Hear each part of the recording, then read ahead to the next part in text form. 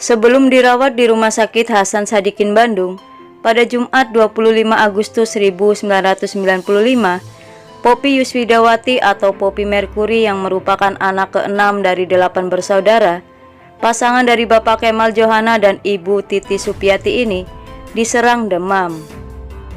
Menurut informasi yang didapat, semula keluarganya menduga Poppy terkena gejala tipes. Namun beberapa jam kemudian Poppy pingsan dan dibawa ke Rumah Sakit Hasan Sadikin Bandung. Ia baru siuman 2 hari kemudian. Ketika siuman, Poppy mengeluhkan pendengaran dan penglihatannya yang kurang normal. Bersamaan dengan itu, ayah Poppy, Haji Kemal Johana, tenggorokan Poppy terus membengkak. Sejak itu Poppy tidak lagi banyak berkata-kata. Sedianya menurut Tista, kakak pertama Poppy, kalau adiknya ini akan menjalani operasi pada Senin 28 Agustus 1995. Sabtu sore dokter sudah membuat lubang di leher Poppy sebelah kiri, di mana itu tempat pembengkakannya, untuk mengeluarkan kotoran yang mungkin ada. Tapi ternyata tetap kering, ujarnya.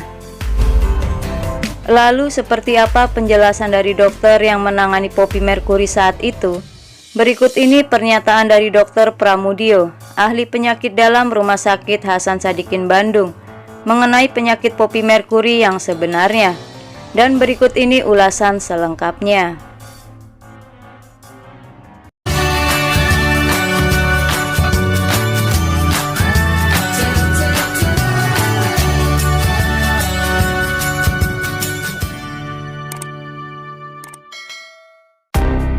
Segmen ke-6, kondisi fisik Poppy Mercury di saat-saat terakhirnya.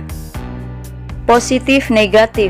Hingga akhir hayatnya, tak jelas penyakit Poppy Mercury yang sebenarnya. Perkiraan Poppy mengidap penyakit bronkitis dan MAH, hingga komplikasi masih belum jelas. Namun ayahanda Poppy Mercury sendiri percaya bahwa kepergian putri kesayangannya itu disebabkan oleh penyakit bronkitis, infeksi tenggorokan, dan penyakit MAH yang sudah diidap Poppy bertahun-tahun. Lain orang memang lain pandangan. Melihat keadaan terakhir Poppy Mercury selama berada dan dirawat di Rumah Sakit Hasan Sadikin Bandung, banyak yang menyimpulkan bahwa Poppy menderita komplikasi berat. Tapi penyakit apa yang menimbulkan komplikasi itu sendiri masih belum terjawab. Dr. Pramudio yang merawat Poppy di Rumah Sakit Hasan Sadikin Bandung mendeteksi penyebab meninggalnya Poppy Mercury ini adalah kuman, seperti penuturannya ini. Karena saya tidak merawatnya dari awal, sulit mengetahui dari mana asal kuman itu. Tapi saya yakin kuman itu yang menimbulkan penyakit, yang dalam istilah kedokteran disebut phlegmon. Artinya, infeksi yang cukup ganas. Untuk mengatasi infeksi ini, kita harus mendeteksi dari awal, harus mengetahui kuman yang ada di dalam tubuhnya, masuk golongan gram positif atau gram negatif. Kuman dalam ilmu kedokteran terbagi dalam 2 golongan itu.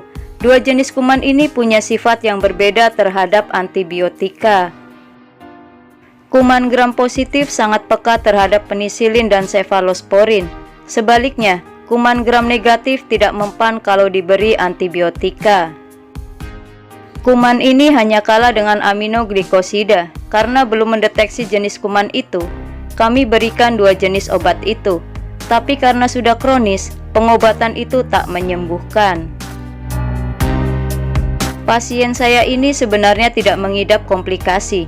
Penyakitnya yang saya sebut tadi, phlegmon, jelas Dr. Pramudio. Kronisnya penyakit Poppy tak dideteksi bukan cuma oleh dokter. Keluarga maupun Poppy sendiri selama ini memperkirakan menderita infeksi tenggorokan, bronkitis, dan MAH. Deteksi Dr. Pramudio tentang adanya kuman yang ganas dalam tubuh Poppy sayangnya tak banyak memberi arti. Keterlibatan deteksi ini menimbulkan pertanyaan, apakah selama ini salah penanganan terhadap penyakit Poppy? Menurut Dr. Pramudio lagi, sebenarnya masalah ini harus ditangani oleh bagian THT, mengingat kelenjar-kelenjar di lehernya telah mengalami pembengkakan. Dr. Pramudio dengan diagnosa awal saat merawat Poppy sebenarnya sudah berpikir kemungkinan paling buruk. Ditambah lagi keadaan Poppy yang tidak sadarkan diri dalam beberapa hari. Ketika Poppy dibawa ke rumah sakit, keadaannya sudah berat. Sebenarnya saya sudah bisa bicara. Kalau kita hanya sebagai manusia, tidak boleh mendahului kehendaknya. Segmen ketujuh, kalau lebih cepat Poppy bisa selamat. Insya Allah Poppy bisa disembuhkan jika dia lebih awal dilarikan ke rumah sakit, lebih-lebih jika kondisinya kuat. Tanpa mendahului kehendaknya, Poppy semestinya bisa disembuhkan. Setahu saya, Poppy memang mengidap penyakit MAH, namun dia tidak menderita bronkitis, seperti yang diberitakan beberapa koran. Poppy menderita plekmon di leher, kemudian mengalami sepsis, di mana kuman-kuman menyebar melalui peredaran darah ke seluruh tubuh.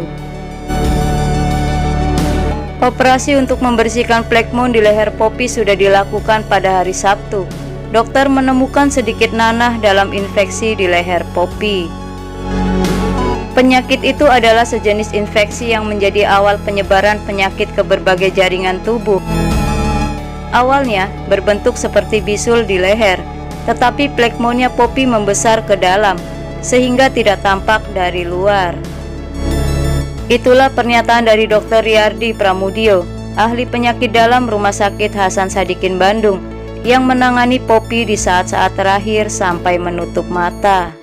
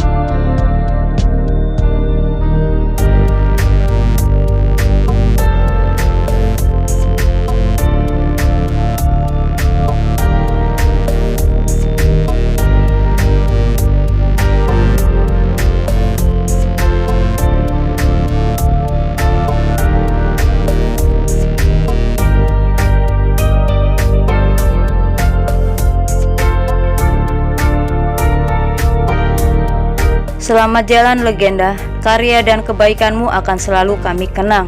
Al-Fatihah untuk idola kita almarhumah Poppy Mercury. Semoga kisah ini menambah informasi dan selalu bermanfaat. Lebih banyak tahu, tahu lebih banyak. Terima kasih dan sampai jumpa kembali.